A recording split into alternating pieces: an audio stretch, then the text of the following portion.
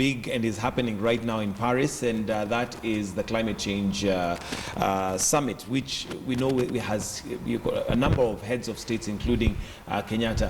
Mwenda, have we informed people? Because I looked at even the headlines yesterday, and it's only the nation that had the climate change summit as a headline. The rest was all to do with politics. Have we given it as much room as it requires and it deserves, given that it is a very important conversation for us as a country? We have not, considering that Kenya is among the top 20 countries that will be worst affected by climate change in the world. You look at areas like Mombasa that have lost, they say, about $20 million in tourism because of the coral reefs disappearing. We look at farmers, tea farmers, who don't know when to plant anymore because the rains can come any day. Erratic. And when they do come, they completely flood the area, or sometimes hailstones kill off the seedlings. So these are issues that I'm reading in the international press about Kenya. Now look at El Nino. Yeah, about Kenya. They're covering the Kenyan news. There's a very good story on The Guardian about Kenyan tea farmers and how they're suffering with climate change. Yet we are not doing that on our own. I definitely think we could be doing more. We could also be telling the story of what the government is doing. The government has been, from the previous government to this kind of government, have been quite proactive in fighting climate change as much as they can. This is a global problem. There's only so much you can do as a country. But we have the solar power plan in, it's going to bring in 1 gigawatts of power into the system. Already by next year, over 50% of our power will be renewable energy, coming just from solar energy alone.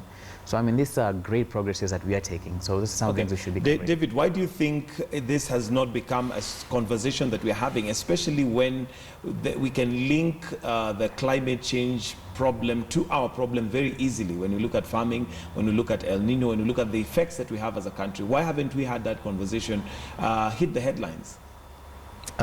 It's a very difficult balance for the editors. You know, we write for audiences. And when you work for the newspaper, for example, the print particularly, and you do a headline and you have 60% of returns, that's a very powerful message of feedback that you are not telling us, giving us what we want to read. So I am bound as an editor to see how are my stories resonating with the audiences. There's no need of having headlines which nobody is interested in watching.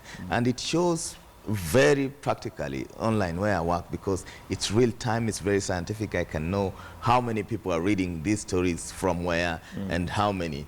And how do I render it? Do I put it on homepage? Do I make it story 1 on the homepage, or story number 6 or 7? So these are some of the challenges that confront the editors. Not that climate change stories are not very critical and affect us. They do. We are seeing how many deaths we've seen just in the last 1 week, how many vehicles have been swept with passengers inside, how many children have drowned in different parts of the country, how many roads have been cut off just by flash floods.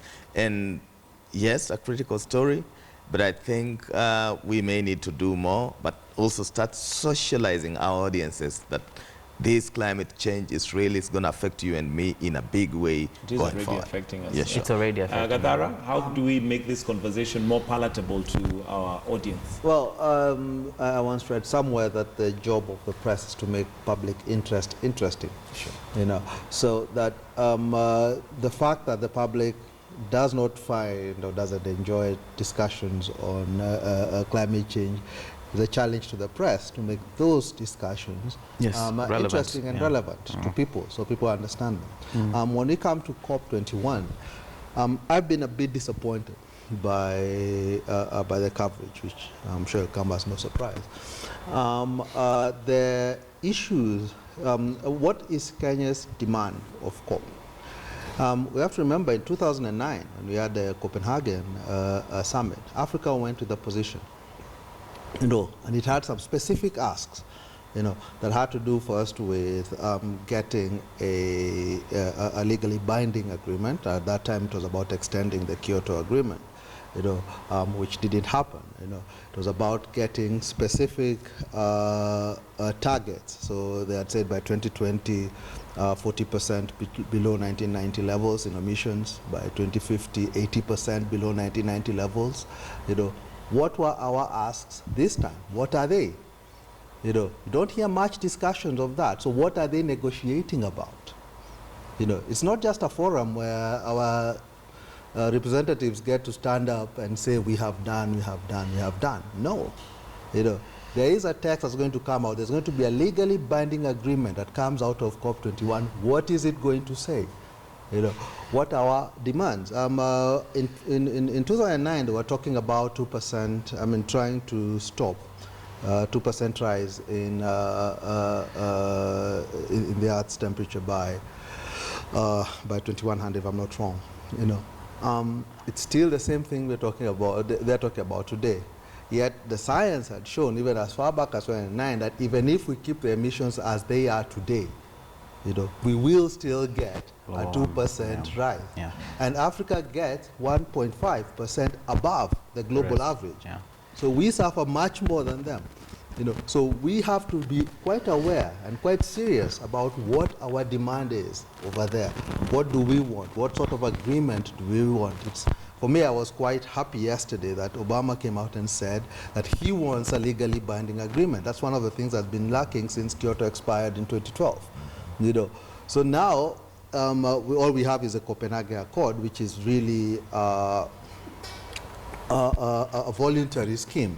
You know, so if we can come up with something that is legally binding, that for us insists on radical cuts among the big powers, both America, China, and Europe, reducing their emissions, you know, and we have serious targets about what we want out of that, then that would be a step forward. And I would really hope that our media would start discussing what we want, because right now we are actually in the negotiation phase. Okay, maybe just before you put in what you want to say, and I'm looking at it for you as a lecturer at the university, looking and churning out potential journalists. Do we need to invest more on environmental reporting journalists who are interested in that? Because there seems to be a gap right there. We seem to follow politics, we seem to follow celebrities, but who cares about the environment? Environmental journalism, it's a growing field. I mean, it wasn't there just a decade ago, but over the last 6-7 years, it's been growing. And a lot of schools are doing, including our university, we have courses on environmental journalism.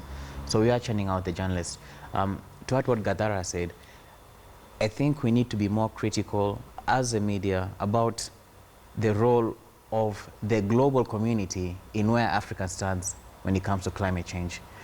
First of all, we're in the situation we're in because of development in other parts of the world. Yet we are facing the brunt of the problems. A lot of the demands we have given, they've just said, okay, we'll think about it, and they forget about it.